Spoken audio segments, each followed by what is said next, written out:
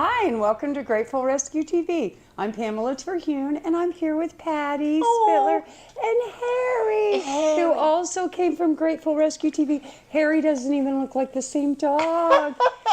Oh, he takes up a lot more room on my lap these days, too. That's true. He has a good appetite, let's put it that way. And he's getting a little chunky, too. That's why I spoil him a little bit. But Harry, as you know, when you first got him from the Muncie Rescue, right?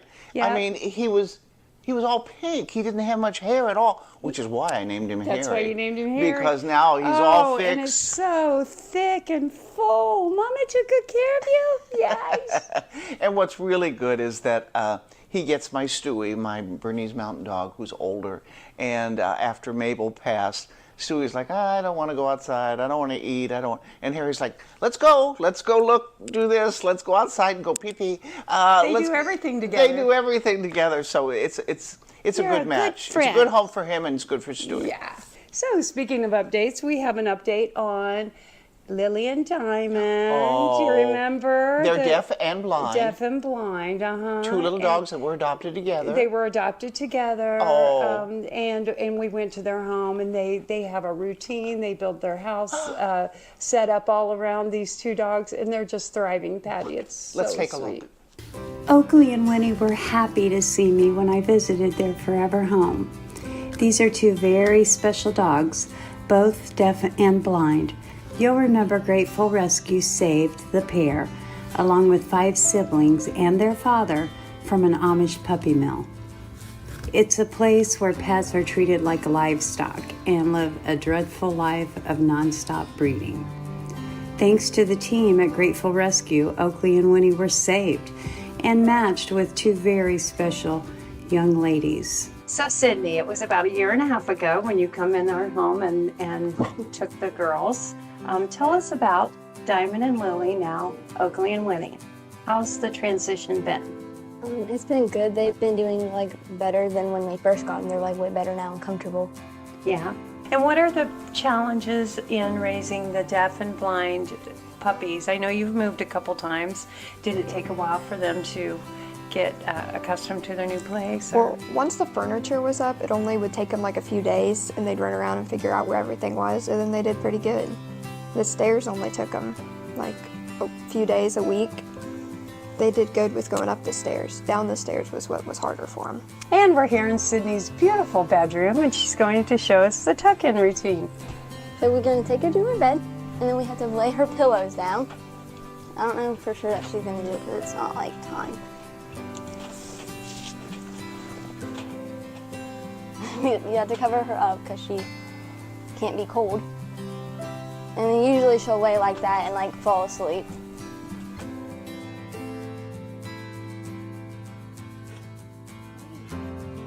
It was mine. One night I just randomly did it. When she was falling asleep on me on the couch, I randomly just took her to my room and laid her down like that, and then I've done it ever since.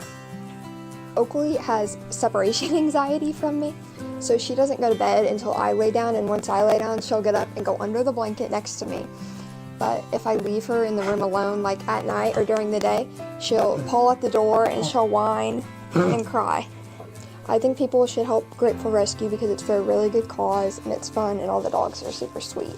For Mom and Dad, adopting special needs dogs has been a positive experience, teaching the kids lifelong lessons in animal care. A lot of people, when we tell them about them, their first reaction is to feel bad because they think that they're just sad or they aren't as happy as other dogs or don't get to do as much, but they go everywhere we go, they do everything we do, they go to Michigan with us, they go outside and they're pretty happy. It's heartwarming to see these girls with these 2 dogs because they love these dogs more than anything. I mean, sometimes it's a challenge. I mean, sometimes all the dogs get hyped up at once but I wouldn't trade any of these dogs for anything in the world. You can help Grateful Rescue save more special needs dogs from puppy mills by making a donation today at gratefulrescue.org.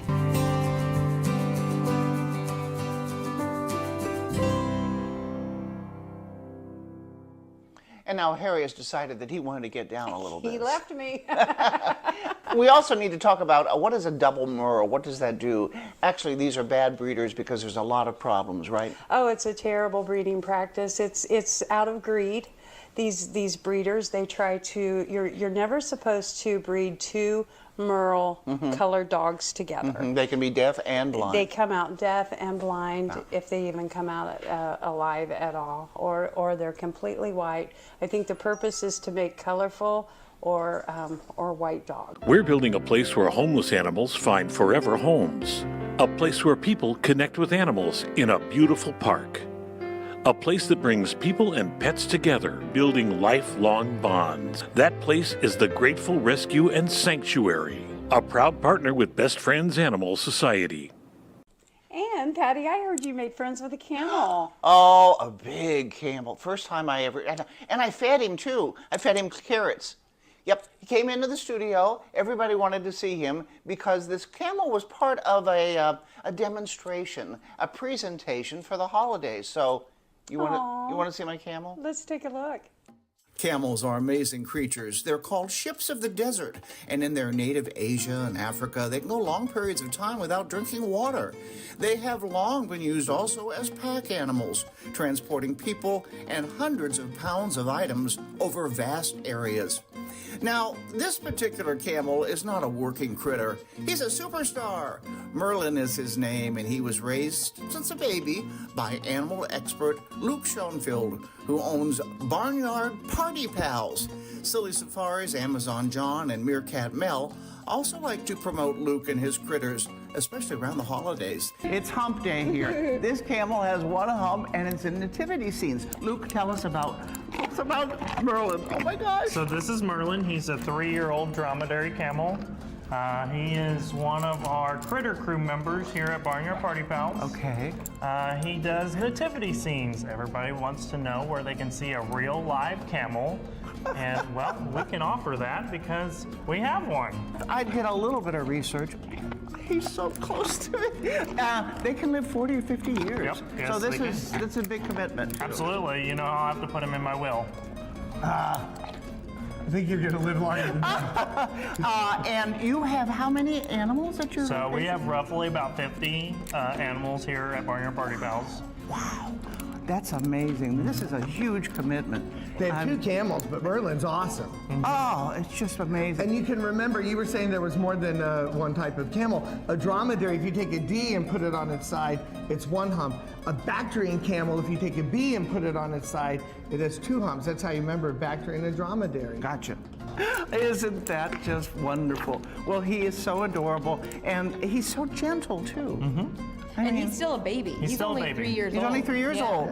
Long time. Now, also, I was saying, how do you make money to feed all these animals? And you said you're not in it for the money. Not in it for the money. I'm always in it for the animals. But so. if you want to make a donation, of course. It's a labor of love, and Luke is always double humping to please. I said it. There you go. Oh my goodness. Well, thank you so much. Again, go to the Wish TV website, find out more information about the live nativity scene. Oh, I'm going to take you home. Donate carrots. I'm going to take Right. This is Look wonderful. at that. 25 pounds of carrots a day. If anyone donates carrots, it would be probably a Happy camper. very nice donation. Okay, and then the carrots come out too, so be aware of that. Okay, thank you, Amazon John and Mel. Thank you, Luke, so much. You're welcome. And coming up this spring, Pet Pals TV, we're going to go out and go to his location and look at all the animals. To find out more about Merlin and all the animals at Barnyard Party Pals, go to their Facebook page. Thanks, Merlin. It was a wild experience. Andrew, will you read me a story? Oh yeah, let's watch Facebook now. Grateful Rescue presents Faith's Book Nook. Watch dozens of storytelling videos right now at gratefulrescue.org. When we arrived on the scene, I would run towards the fire, barking at the men to hurry up with their hoses of water. I can watch it as a bedtime story. Or anytime I want to learn about animals. Thank you for joining us tonight for tonight's book reading, and thank you for supporting Grateful Rescue. Watch Book Nook anytime on your laptop, tablet, or smartphone. Faith's Book Nook right now at gratefulrescue.org. Now, Grateful Rescue TV continues from the beautiful Skyline Club, and we are going to learn about vaccinations for your pet. Very, very important. Yeah, let's go visit Dr. Zach at Red Key Veterinary.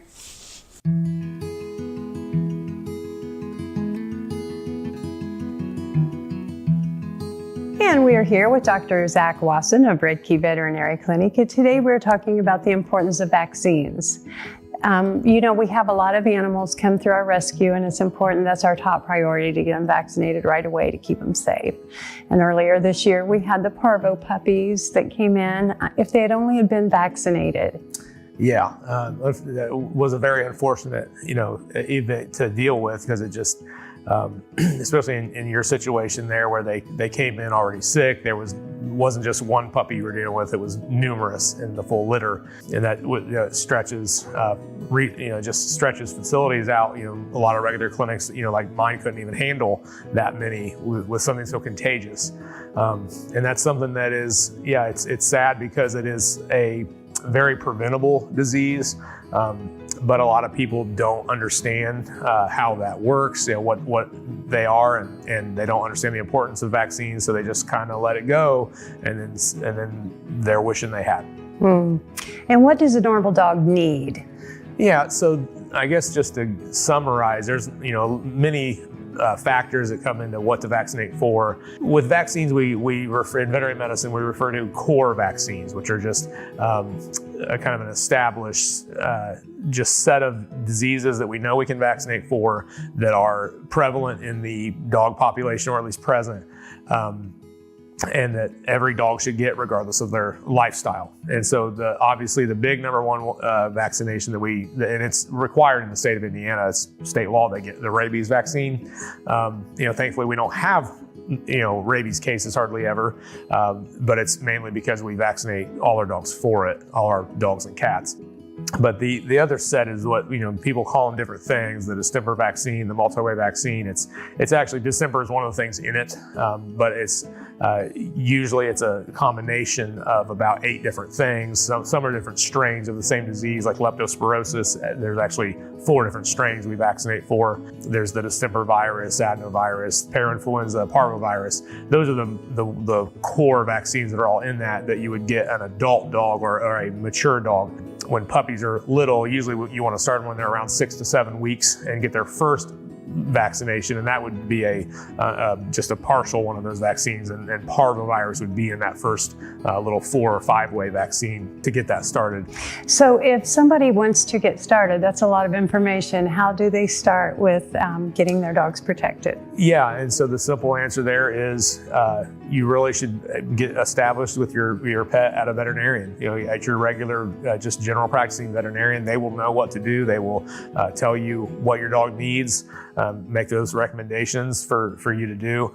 And then, for instance, just what we do at Red Key is if you just come in with a new puppy for those visits, we don't charge exam fees. You basically just pay for the vaccines, and then we will talk about deworming, heartworm prevention. It gives us an opportunity to introduce this anything that you might whether to spay or neuter them when it's time, when it's age appropriate. And we do those vaccines and those visits as a way to kind of encourage people to come in and get them at the right time, to make it where it's affordable, but yet they get what they need and they get good quality vaccines from your vet, versus a lot of people like to go vaccinate for themselves with buying things at like your farm and fleet store or whatever. Those vaccines can work, but there's quality control issues, things like that. You never know are you giving the right vaccine? Are you giving it at the right time?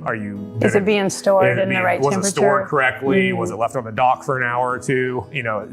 When you get it from your veterinarian, those things are not an issue. The veterinarians know how to handle them. They're shipped directly from the distributors on ice packs, and that's kind of what we do. And so we know what you're getting is a quality product that is completely backed by the vaccine maker with full guarantees. And then they're protected. Yes, very, very. That's where, with parvovirus in particular, that's something that is by far the most common disease that we see that is in the vaccines that every dog should be vaccinated for. And unfortunately, you can't you can't go back and vaccinate for them. If they get sick from it, they have to just get over it. I mean, there are treatments coming out for that now, but the reality is that an ounce of protection is worth a pound of treatment. And that's a lot of things we vaccinate for. There just really aren't even good treatments for most of them. Thank you, Dr. Zach. So keep them vaccinated and keep them safe.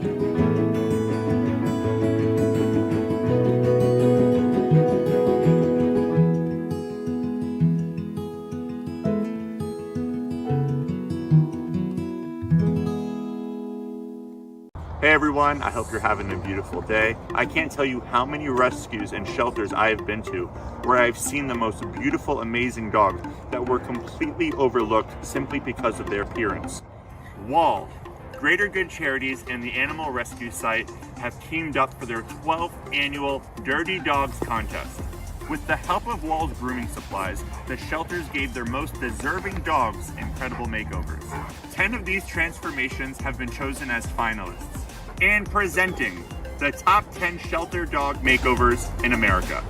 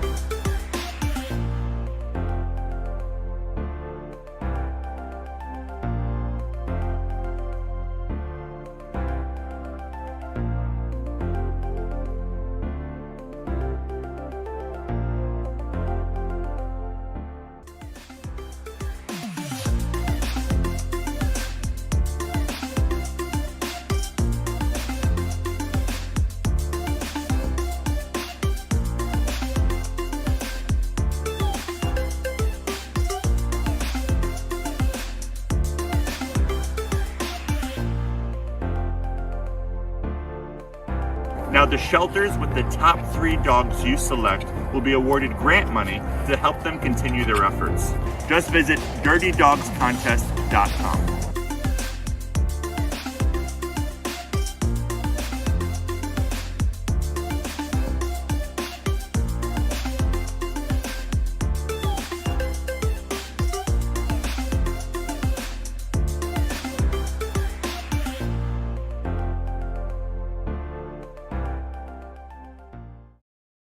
And continuing on with Grateful TV from the beautiful Skyline Club, it's called Stolen Dog Awareness Month. What the heck is that? Never heard of it. February, Stolen Dog Awareness Month.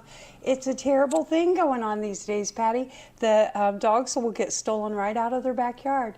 In fact, we had one dog that had gotten stolen and returned to us, and we found its rightful owner. But yes, and the number one breed to be stolen, French Bulldogs.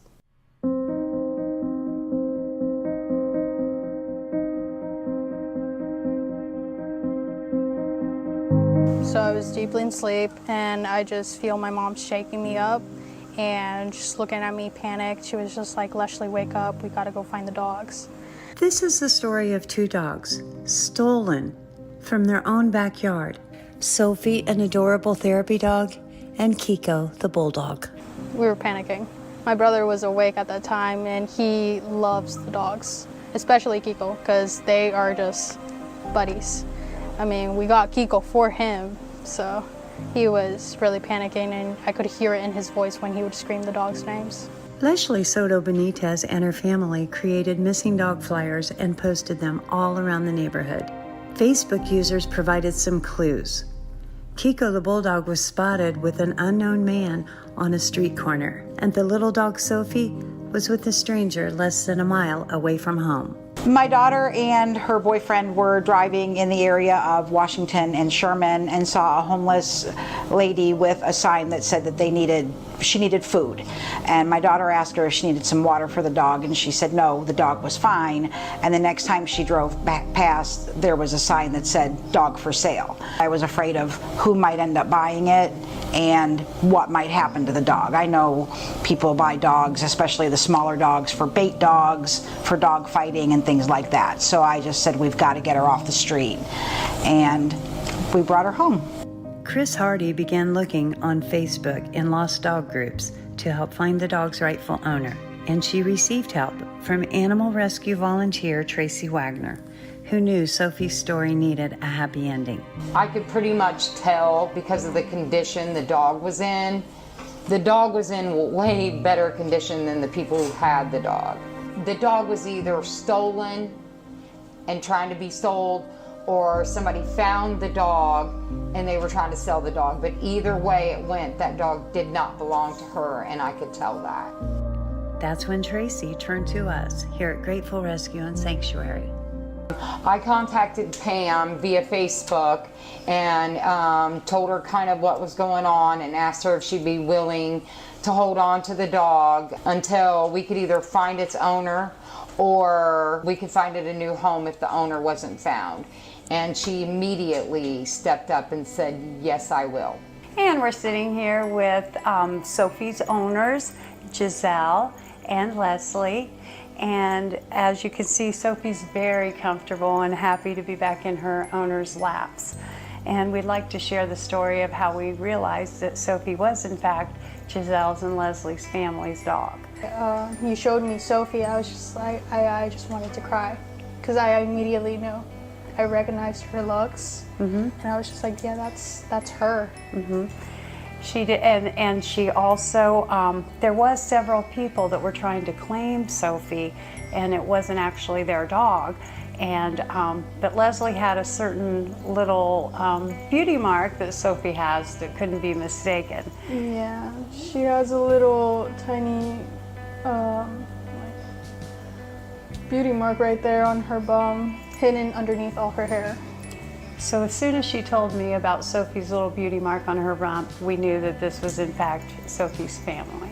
Sophie definitely found angels on her way, and I am so grateful for you and for your community's help on bringing her back home, because honestly, I didn't know what.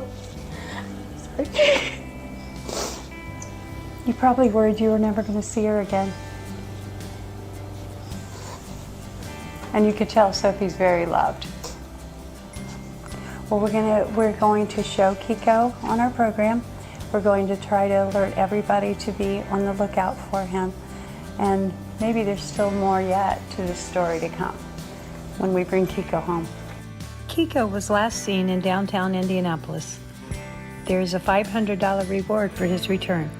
If you've seen Kiko or know where his family can find him, please contact us at 888-SAVE-ALL or 765-702-4851.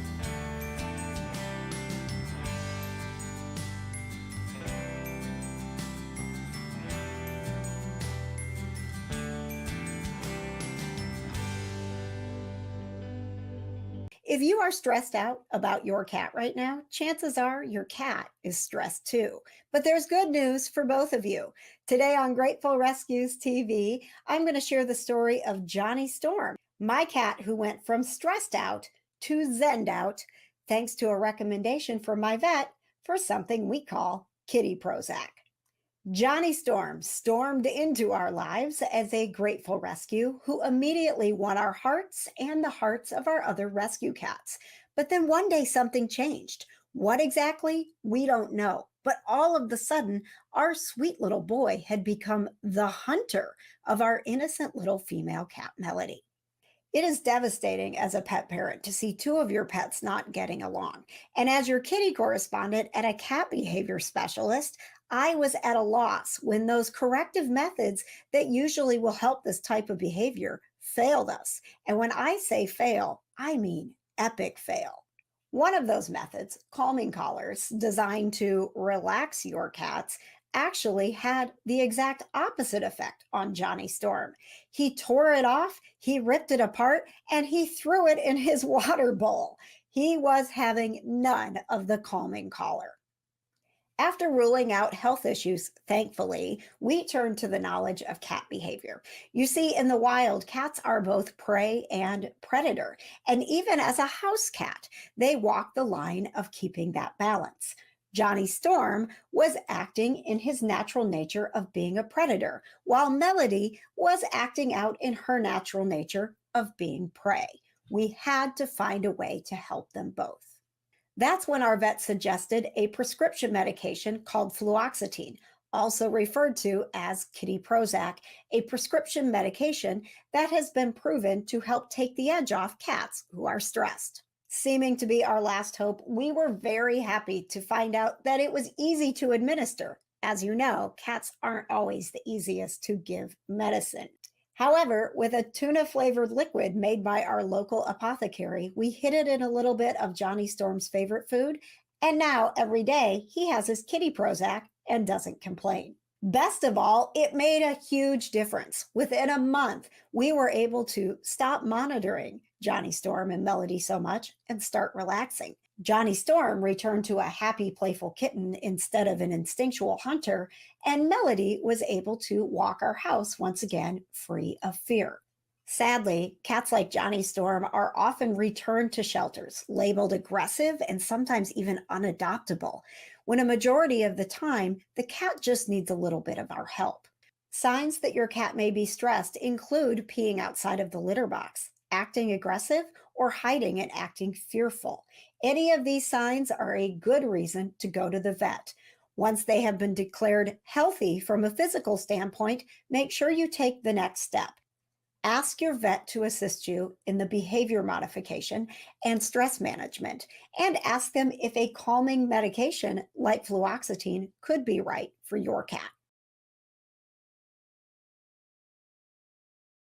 Thank you for joining us for Grateful Rescue TV. Harry, so happy to see you. Can I have my doggy back? Mama. Oh, can I? won't take him back from you, Patty. He's getting too big. Oh, we both need to go on diets here. Okay. And again, Harry comes from the Grateful Rescue and Sanctuary, and we thank you very much. Oh, well, we thank you. Okay. We'll see you next time. We'll see you next time on the Grateful Rescue TV show. Thank you, Pamela. Thank you. Thank you, Harry. We love you.